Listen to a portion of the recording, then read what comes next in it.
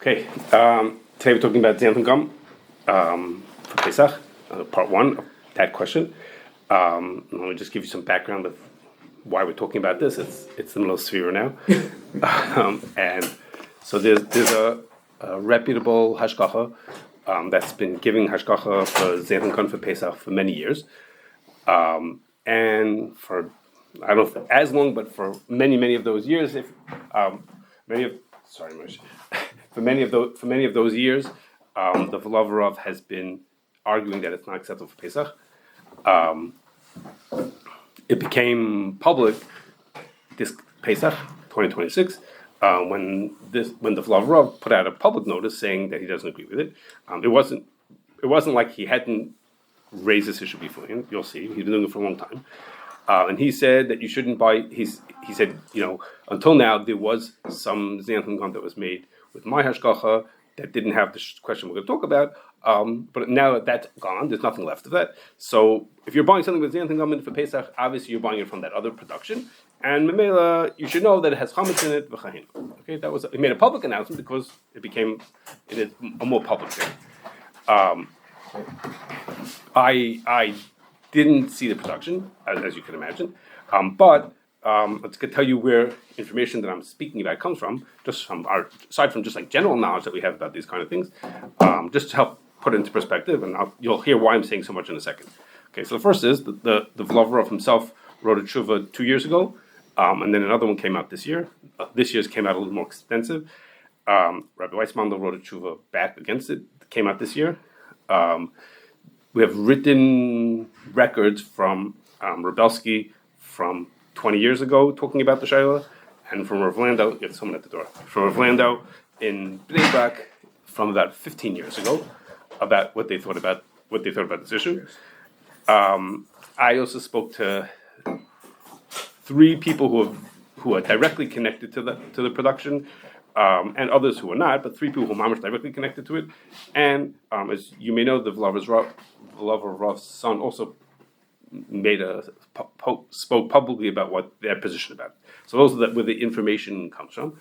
I'm saying all this, La Fouque, someone disseminated a 2-page letter in Hebrew claiming to be from a person involved in the production, saying, here's all the things all about it, I'm going to tell you exactly how it's made, and I'm going to tell you all the reasons why it's mutter, because of this reason and that reason and the other reason, and the name is blocked out. You can't see who wrote this thing.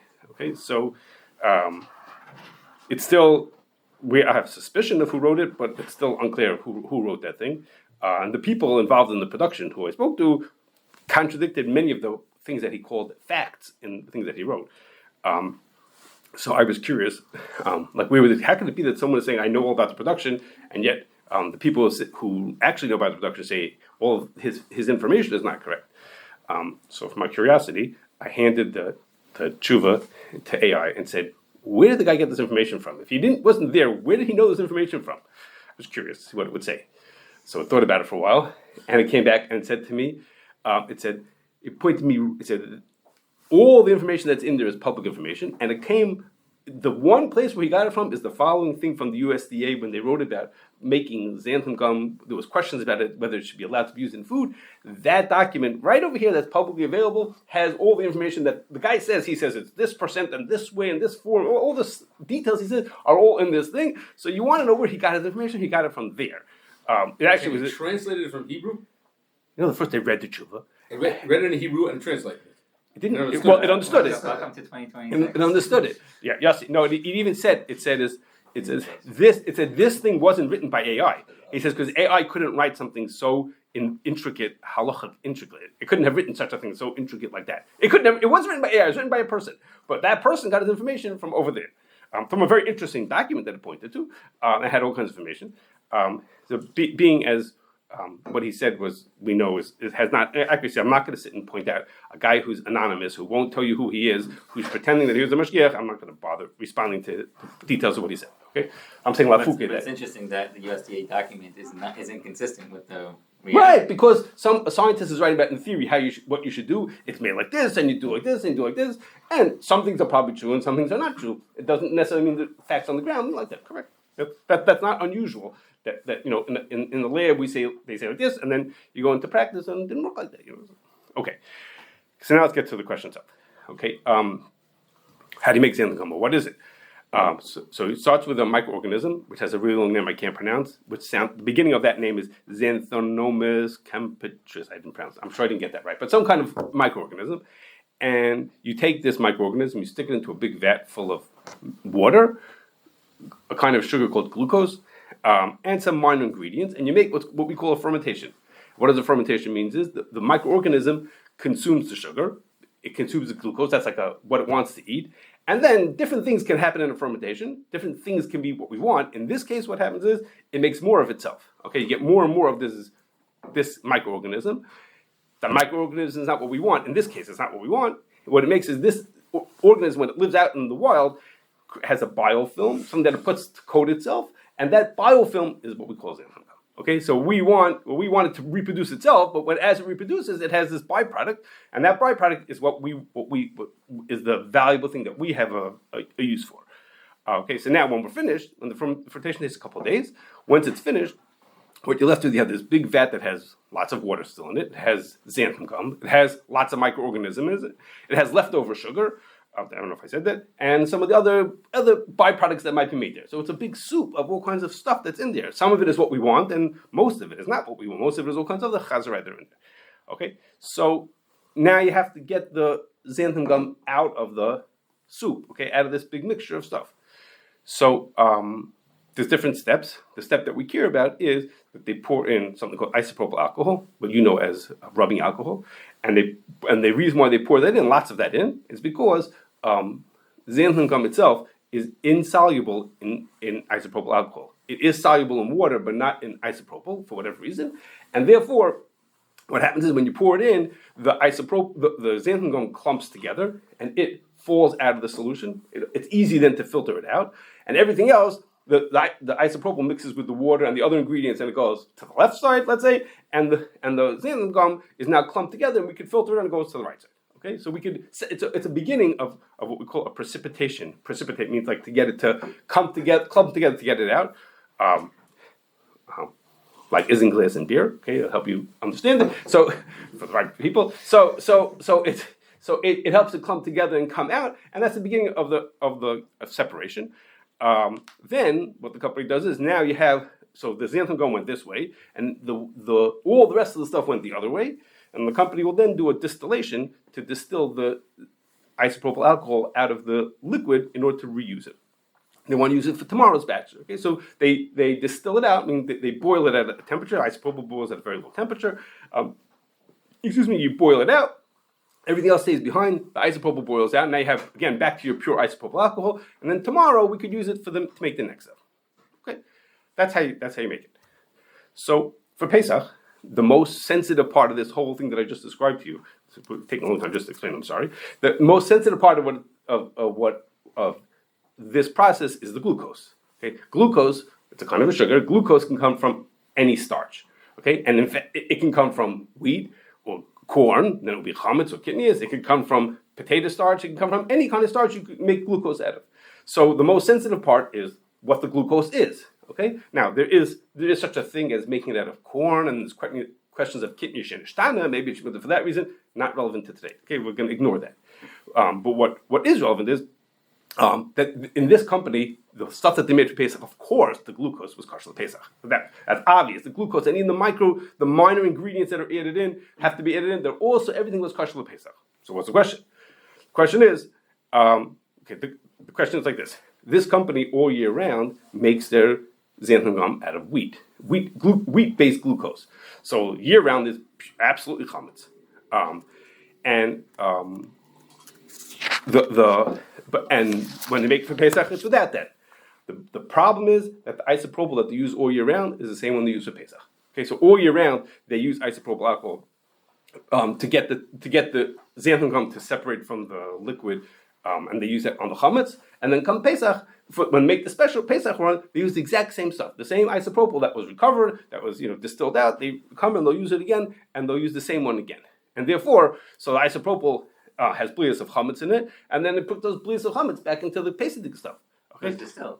What do you say? Even though it's distilled. It was distilled to separate the isopropyl from the other things in there, but the isopropyl itself is something that has blias of chametz in it, so it has blias of chametz, so that sounds strange. So how could it be that could be mutter? How could it be that you take something, you're putting isopropyl into the chametz, pulling it out of the chametz, and then putting it in tomorrow into the Pesach food? When you hear about it at first, you say, that doesn't make any sense. How could it be such a thing? Okay, that's the question. That's the issue is, how could they use isopropyl again that was used for chametz, use it again for the Pesach?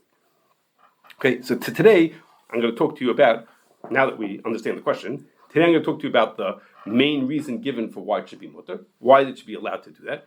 And next time, Mir Hashem, we'll talk about some of the other secondary reasons, one main one and a few little ones, as to why it might be mutter for a different reason. Okay, but today we'll talk about the main reason. Okay, so the simplest reason given, the beginning of the simple reason why it should be okay is because isopropyl alcohol is not royal achila. Okay, it's not edible. And therefore, we know that when Isser becomes not royal achila, it's mutter. There's nothing wrong with it. The Isser that was on there falls away. So the isopropyl is not edible. And since it's not edible, there has no Isser to it, so everything's wonderful. No problems with it. Okay? That's the beginning of the simple reason to give why it should be mutter. Okay, now, before we move on to think about whether that's true or it's not true, let's think about a different question. Like this. There's in Siman Pei Zayin, it says that there are certain, when you shech the cow, you open up the fourth stomach, the one you make cheese with, it's called the keva. In that stomach, there are certain things that are in there that have the din of pirsha. Okay, what there is, it's not relevant to it. Whatever the thing that's in there that's called pirsha, and there's no issue to that thing that's in there.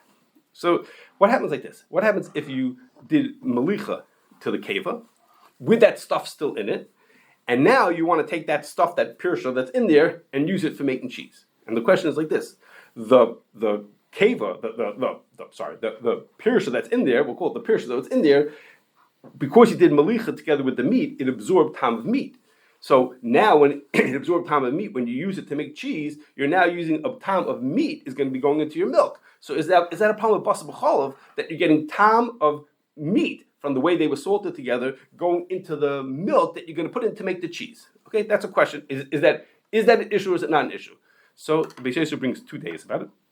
About whether that's mutter or not. And what's the question? The question is, should we say that since it's pirsha, since this thing is pirsha, so no tam is going to pass through it? Doesn't make sense. It's not a thing that's considered usher. It's not anything.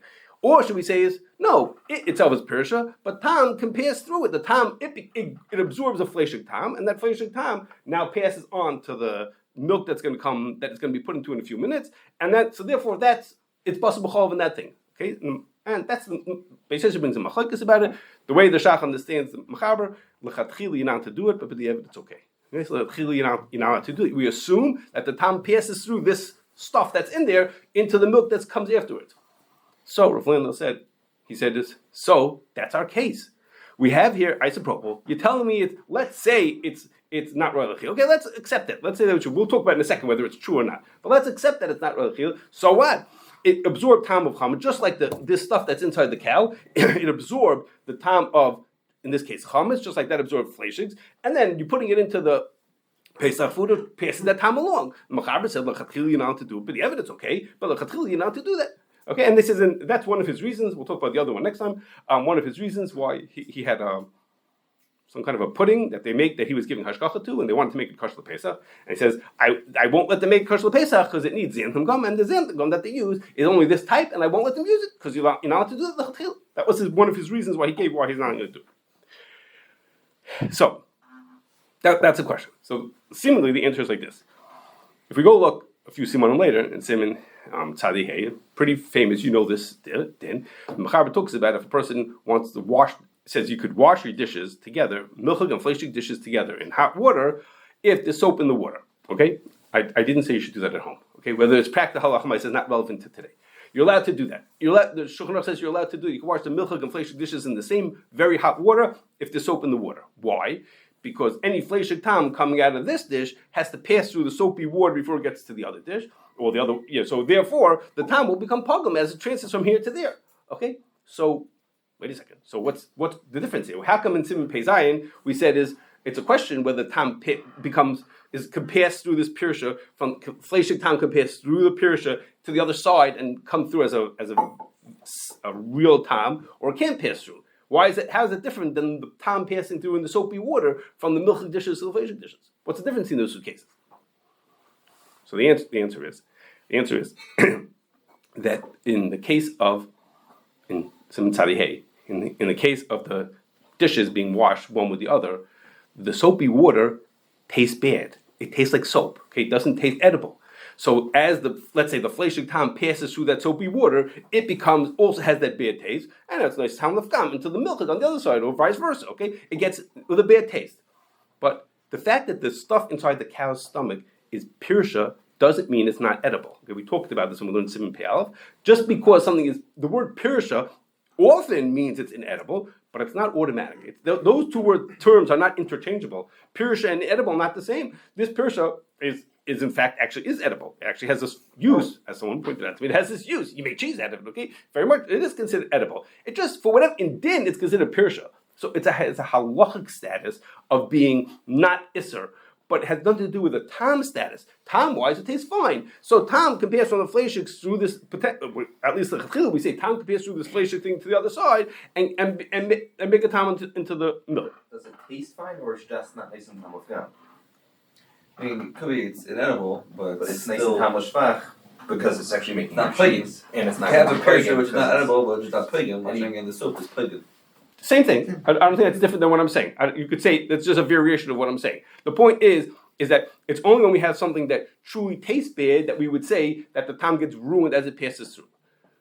Okay, now, so back to our case. Maybe you think it's a little different. I think it's come out the same. So back to our case. Okay, now to our case. In our case, at where we stand right now we're saying that the isopropyl alcohol tastes bad. Okay, it's not edible. Well, if it's not edible, it's like the case of the soap. Okay, so there the tam can't pass through. It's not like they didn't pass iron, where we say it could possibly pass through because it's a sort of edible thing or whatever it is. It could pass through. No, it can't pass through because here, but as it passes through, it's like passing through the soap. It's passing through something that's not edible. Passing through something not edible does the tam gets ruined on its way, and it wouldn't be. Okay, so that's where we stand right now is to say it's not edible. If it's not edible, then there's no problem. Then it won't transfer time.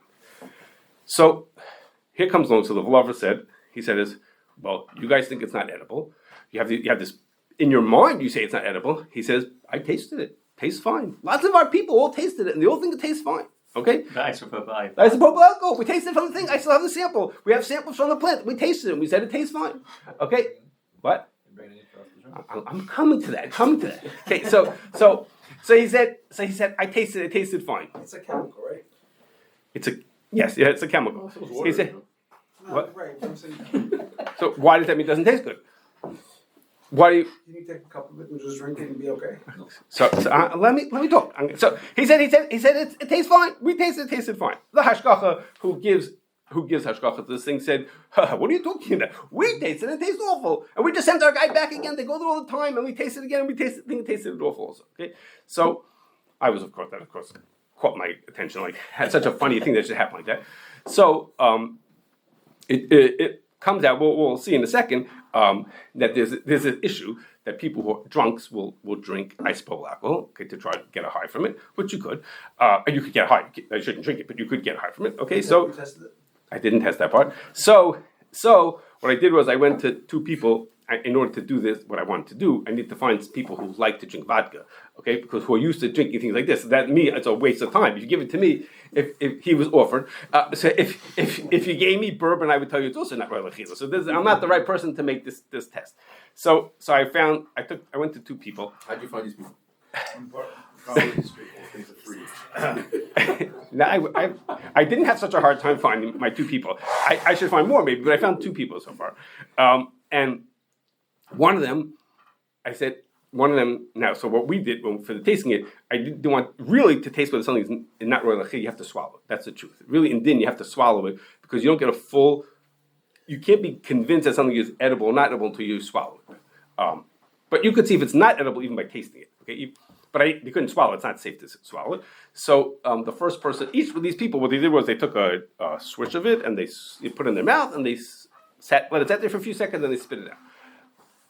The first person said, First person said, it's fine. Tastes not that much different than regular vodka. It has a regular sting, a little bit of a drop of an acid taste, maybe. He says, if I didn't know and I needed to eat something between my fish and my meat, I would take it. If I didn't know that I'm not supposed to eat this kind of, I wouldn't be thrown off. That was one person. And the other person, I felt bad. The second person, I didn't video this. Gosh, that I would have put on the screen because he thought it was absolutely awful and spit it right out. Okay, he thought it was absolutely awful. Okay, so here we have this. Okay, one guy. Actually, we have it backwards over here. Cause the first one was a Chassidish guy. He thought like that it's taka edible, like the non-Chassidim, and the other guy who was not Chassidish thought that it was maybe edible. Okay, it needs to be a blind test. You shouldn't know that it's rubbing alcohol. You need a few real ethanol. So that's why I went to people who like vodka. So we have people who at least it's within range. That he knows that it's rubbing alcohol is affecting. Could be. his perception. I don't know what to tell you. Okay, and it could be also. There's another thing also, and this I couldn't test, and that is at the factory. At the factory, they use 100% isopropyl alcohol. Okay, which I can only buy in the store 70% isopropyl. So theirs is even stronger than ours is, and maybe tastes worse. I can't tell you yes or no. Okay, but what I'm just left with is just for standing for now is that here's two groups of people. Forget about my friends. Okay, here the lover says him and his people all tasted fine. Maybe they drink a lot of vodka. Okay, they think tasted fine, and the hashgacha says well, our people tasted and it doesn't taste fine. Okay, so the lover says, he doesn't say it exactly for this point, but connecting to this point, Prichader says, if you have a suffix with something in nice tam lefgam, he says, so in cases where it's a shayla with the raisa, min b'sheni mina, he says, you have to be machmir. If you have a question, okay, so that's what I'm left with. I'm sitting here with a question. So now for some people, David, you're finished, David, we can leave now, because we know it's not edible, and since we know it's not edible, therefore there's nothing to talk about. So the shayla, well, just, if that's how you think, then that's fine. I mean, here I have two people, and I'm not a person who, I can't test it, okay? I tested something pugum a few days ago that I could test. But this is not within my possibility of tasting it. Try it. No, because I'm telling you, I would spit out the what's called the scotch also. It wouldn't mean anything to me. And spit out the Pirish also. I mean, I'm surprised you didn't bring a sample for us. So okay, yes. How are you tasting the effects the time inside? Meaning, if someone would taste Pirsha, they'd also spit it out, right? No, not necessarily. No, some of the pirsha is because you in your head you're associating pirsha with being inedible, and it's not necessarily true. That's what I said to you. It's not automatically true that pirsha and inedible go together. They're not. Those words are not interchangeable. Often, inedible means it's pirsha, but it's not necessarily. Okay, so now the next thing, which is like this. So for now, we're going to continue with this possibility that we don't know. Let's be concerned that maybe the thing is edible. So there's another thing. There's another reason to think why it should be nifsa me'achila, and that's because the way we know that something that's nifsa me'achila doesn't have any issue to it is because the pasuk says when you have something treif, like gerash b'shrecha tinen v'chalon, give something you have treif, give it to someone who's not Jewish, let him have it instead. It's not asur b'ano, so give it to somebody else. And the Gemara says from there that something has to be royal leger, okay, but something that's in royal leger is not considered an avail. The issur falls off of it. If it's not something, it's only asur as long as it's potentially you can give it to somebody else. It's edible, you give it to somebody else. But if it's not royal leger, then it's not asur. It doesn't have any issur to it. So usually we think of what you can't give to a ger is when you have something that tastes bad. It tastes so awful, or it's raw, or it's like you can't get it down. That's the thing that's not royal leger. But there's another type of not royal ger, seemingly, which is if you have something that's poisonous. Okay, so then you can't give it to the ger not because he doesn't like the taste of it, but because nobody would eat it because the thing is not edible. Not edible, not because it doesn't taste good, but because it's poisonous to eat this thing. Okay, which is in fact over here. Okay, we have our isopropyl. It's dangerous to eat it. Okay, the reason why they think about drunk people drinking it is because they don't usually die. Sometimes they die. They don't usually drink enough of it to die, but it makes them sick. Okay, so it's not something that's seemingly that's not royal. It's not considered royal ger if it's something that's not edible either. If it's something that's not safe to eat either, it's also not royal ger. In which case, we have another reason to think it's not royal ger. Now, how do we know that something which is not safe to eat is not considered royal ger? So first, for starters, you'll just have to believe me, just because it's logical. Because the pasuk doesn't say when it's not tastes good, that's when it becomes mutter. It says when you can't give it to a ger, then it's not mutter. So if you can't give it to him either because it doesn't taste good, but if you can't give it to him because it's not safe, it's also okay. Now for Pesach, this is not negated to us. For Pesach, something has to be nifsa mechilas kelev. There's a question where nifsa mechilas kelev, the kelev doesn't have intelligence to know what to not eat. Okay, but ours doesn't have to be nifsa mechilas kelev. Only if it's lechameh. Right. I said for some kinds of things for Pesach, it would be more. You would need that. For ours, you don't need that. For ours, We don't need to be Nisra Mechilas. It's Baruch HaMe'avim. It's not. I said that's why we don't need that criteria of Nisra Mechilas Kel. Okay, so Would a dog eat it? no, so a dog would eat I'm talking about something that a dog would like the taste of, but it would be dangerous to eat. The dog doesn't have the intelligence to know that. So we have to. You can't give a dog schnapps to drink as to see if it's royal achila because he wouldn't like the taste of it. He would choose not to eat it because he doesn't like it. He's like David's a dog. I mean, he wouldn't like it. We just don't like it. So that's not royal. You can't judge whether it's royal achila by giving him that. Okay, so. Is it clear that please into something that's just not roy are also become mutter? If it doesn't give a bad taste? So I'm coming to that in 1 second. That's exactly what I'm heading to. Okay, so I'm coming to that. So the V'lover said, he says, I don't agree with that idea. This thing that you're saying that things that are poisonous, I don't agree that's true. That's considered not royal achila. That's not considered mutter. The isra achila falls off. And he said, how do I know that? He says a sefer called Evan Shasiya, who says that, and he has a riot that being poisonous doesn't make it not royal achila. Okay, Evan Shasiya, I never heard of it either until I looked at it. It's printed in the late 1800s by someone named Rabbi Eliezer Dan Yechia from some city in Latvia. Okay, and he declares what would be the din if you had something that was not edible, that tasted good but it was poisonous? Would it be not royal achila or considered not royal achila? So he says, I have a right. The Mishnah says, there's a Mishnah in Chulam that says, you have an animal that ate poison. The Mishnah says, it's not a treifa. Eating poison doesn't make it a treifa. It has to have certain problems with it. Eating poison doesn't make it a treifa. But you can't eat it because you shouldn't eat that meat anyhow, even though it's not treif per se, but you shouldn't eat it because you're going to get sick from it. So you shouldn't eat it. So he says, here we have a case. We have something that it's dangerous to eat this thing, and yet the Mishnah has to tell you that it's not a treifa, as if it would make a difference if it was a treifa. He says, why would it make a difference? If being bad for you makes it not royal achila, then the isra treifa would have fallen off also. Something that is poison for an animal or poison for a human? Well, it's poison for the animal, but the Mishnah says it would be dangerous for you to eat it also. Poison for a human, and that's why it's dangerous for a human. The Mishnah says samamavas means probably both. What's the difference? Why is that relevant? No, because it would be absorbed by the animal, and now it's dangerous for the human to eat the animal. That is the point. That it's dangerous for the person. But Right, so maybe there are foods that are not poisonous for animals and poisonous for humans. therefore, what? So maybe that's the case of the Mishnah, and you don't have a No. So but he says, why does the Mishnah have to tell you that the animal is not a treifa? Who would care if the animal would be chill? Let's say it would be a treifa. You'd be allowed to eat it anyhow because a treifa that's not edible is mutter. So you'd be like, let's say, who cares whether the animal is going to die? It's not relevant.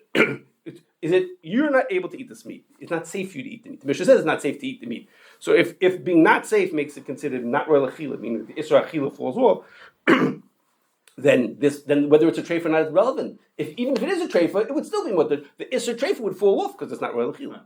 Okay, so that's what he says. So that's a raya. That's what he says is a raya that being poisonous is not going to make something not royal achila.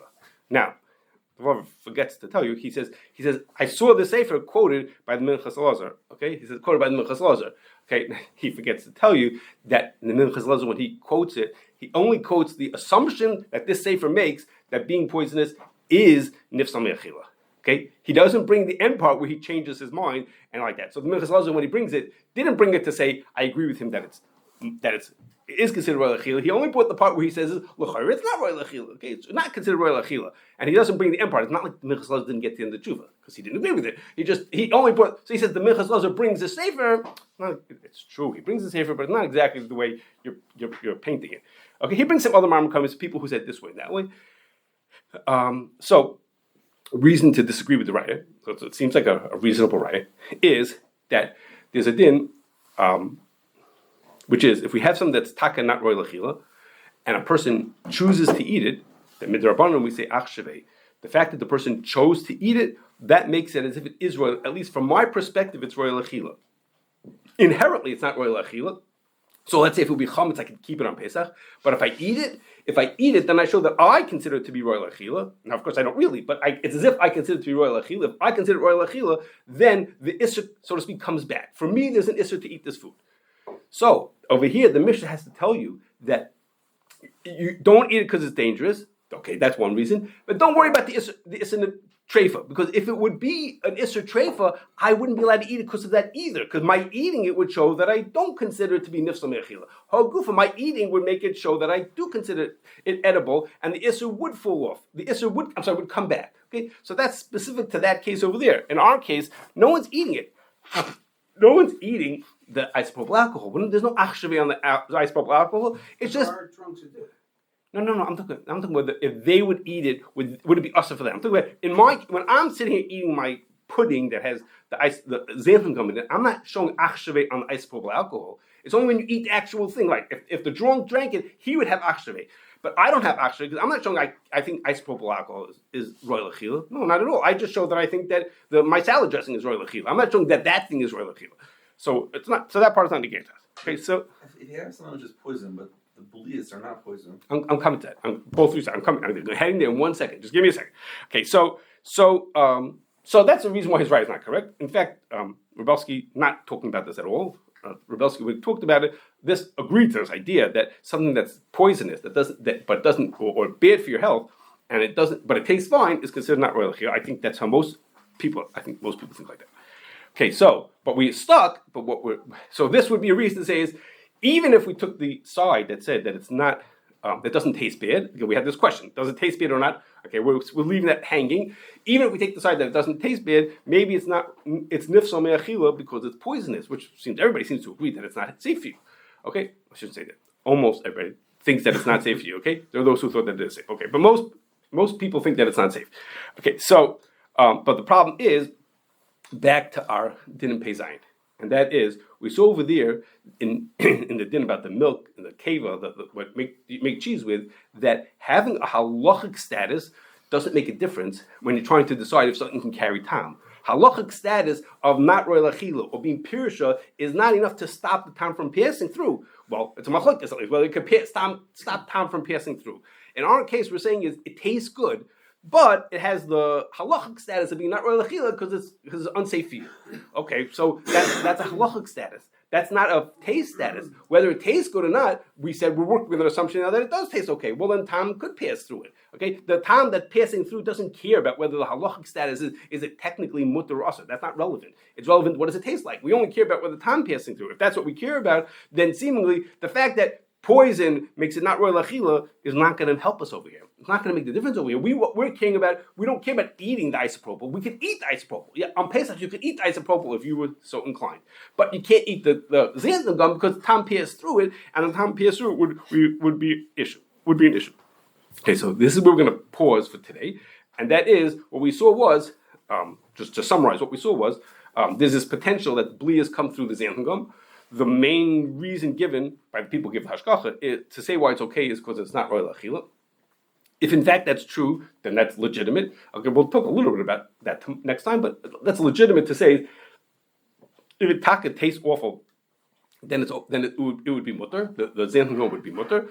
But other people question that on factual again, and I don't have a way to judge that unless whoever wants to volunteer for next time I'll try you out during the week. And then the second part was, well, let's say it's not edible. Let's say it's taka not edible. I'm sorry, let's say taka is edible. It is edible, but it's poisonous. There's legitimacy to that sheet. That's correct, that it's considered not real achila, but that's not going to help us in our case where we're not trying to eat the thing. We're just trying to worry about blias coming through it, so that's not going to save us. Okay, so Mitzvah Hashem, next time we're going to talk about another good potential reason to say why it should be mutter, and then some side issues that are related to it.